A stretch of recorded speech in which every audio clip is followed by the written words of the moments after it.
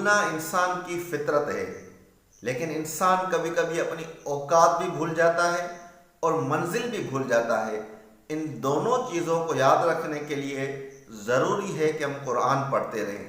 इससे हमें पता चलता है कि हम अल्लाह के मुकाबले में इंसान कुछ नहीं, इसलिए इंसान को तकब्बुर नहीं करना चाहिए। ये इंसान की औकात है।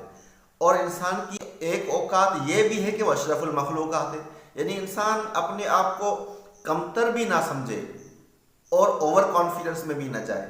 इसलिए ज़रूरी है कि इंसान कुरान पढ़ता रहे और अपनी मंजिल को याद रखे कि उसने अपने रब को राज़ी करना है और दुनिया को छोड़कर आखिरत में जाना है। तो इस दुनिया से जितना हो सकता है अपनी आखिरत के लिए कमाए।